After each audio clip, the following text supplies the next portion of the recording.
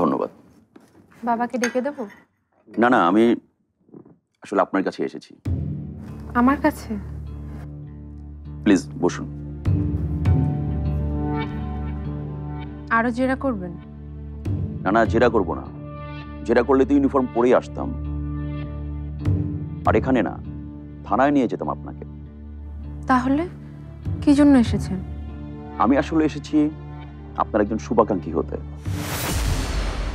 দেখুন, আপনার জন্য আমার খুব খারাপ লাগছে।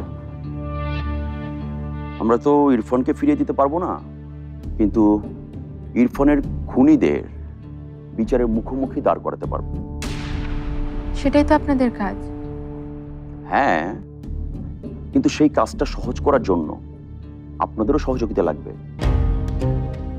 ওই দিন জেরা করার সময় আপনি একটু ঘাবড়ে গিয়েছিলেন, তাই একটু খোলামেলা ভাবে কথা বলার জন্য আপনার এখানে আসা।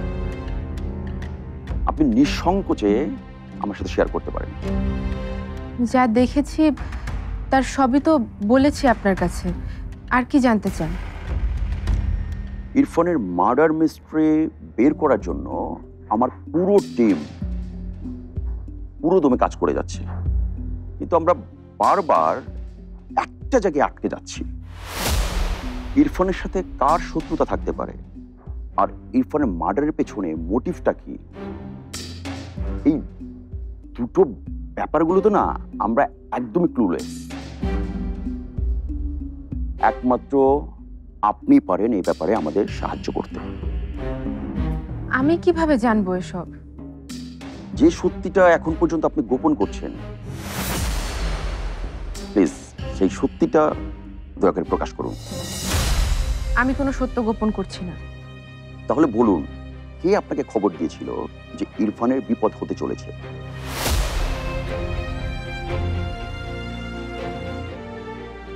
দেখুন, আপনি আমার উপর ভরসা করতে পারেন। যে কোনো ইনফরমেশন আমার সাথে শেয়ার করতে পারেন, যে কোনো information. Walton Washing Machine. Simplifying life with hassle-free washing. ইরফানের মার্ডারের সাথে রিলেটেড না, কিন্তু আমাদের ইনভেস্টিগেশনের সাথে লিড করতে পারে এই ধরনের কোনো কিছু থাকলেও কিন্তু আপনি শেয়ার করতে পারেন। আমাদের মূল কাজ ইরফানের মার্ডার মিস্ট্রিটা সলভ করা, আপনাকে প্রেম করা না। আপনি নির্ভয়ে বলতে পারেন। বারবার একই কথা বললেই আমার স্টেটমেন্ট চেঞ্জ হয়ে যাবে না। দেখুন, আমাদের কাছে ইনফরমেশন আছে। কিছুদিন আগে ইরফান এবং রিয়ার বিয়ে হওয়ার কথা ছিল, কিন্তু কোনো এক কারণে সেই বিয়েটা হয়নি। আবার ইরফানের সাথে আপনার ডিভোর্স হওয়ার পরেও আপনি এই বাড়িতে থেকে গেছেন। এই ব্যাপারগুলো অস্বাভাবিক না? কি বলতে চাচ্ছেন আপনি? ইরফানের খুনের সাথে আমি জড়িত? না, আমি তা বলতে চাইছি না। আমি বলতে চাইছি রিয়ার সাথে ইরফানের সম্পর্কটা। রিয়া কি ইরফানকে... রিয়া রেগে মেগে অনেক কাজই করে বসে, কিন্তু তাই বলে সে ইরফানকে খুন করবে এটা হতে পারে না। আর সৌরভ? সৌরভ তো আপনাকে পছন্দ করত। সৌরভ তো আপনাকে বিয়েও করতে চেয়েছিল। সৌরভ কি তাহলে... কখনো না। সৌরভের মতো ছেলে এই কাজ করার কথা কখনো কল্পনায় আনতে পারে না। শুনুন, এই যে কখন কি করে ফেলে সেটা কল্পনা করা কিন্তু এত সহজ না। যাই হোক, আপনার কথা ধরে নিলে তো পরিচিত জনদের মধ্যে ইরফানকে খুন করার মতো কাউকে আমি খুঁজেই পাচ্ছি না।